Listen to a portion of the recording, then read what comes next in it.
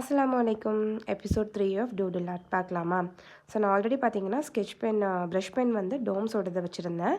இப்போ அதிலேயே வந்து நான் பேஸ்டல் கலர்ஸ் வந்து வாங்கியிருந்தேன். இதுலையுமே 12+2 கலர்ஸ் இருக்கும். 14 கலர்ஸ் உண்டு. ஸோ அதுதான் ஓப்பன் பண்ணி காட்டிகிட்டு இருந்தேன்.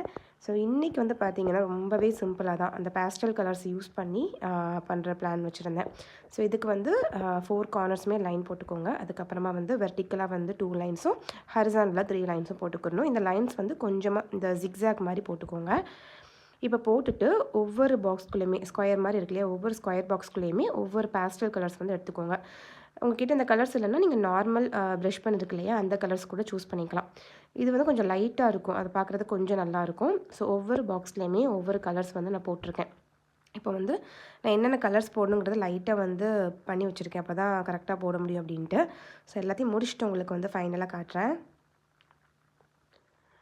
இது நார்மல் ப்ரஷ் பென்னை விட இந்த பேஸ்டல் கலர்ஸ் வந்து உங்களுக்கு லைட் கலர் மைல்டாக இருக்கும், ரொம்ப நல்லாயிருக்கும் பார்க்குறதுக்கு.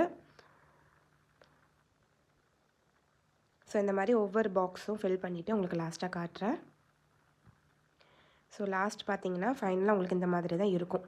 ஸோ இது முடிச்சக்கப்புறமா நான் வந்து 0.8 mm ஃபைன் லைனர் பென் வந்து எடுத்துகிட்டு இதுக்குள்ளே உங்களுக்கு எப்படி வேணாலும் நீங்கள் டிசைன் போட்டுக்கலாம்.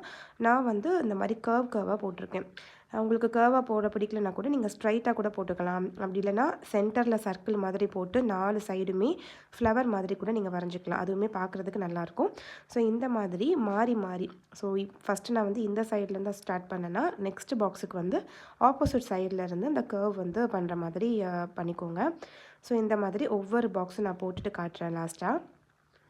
ஸோ நான் ஒரு 6 பாக்ஸ் கிட்ட முடிச்சிருக்கேன். இது பார்க்குறதுக்கு உங்களுக்கு இப்படி தான் இருக்கும்.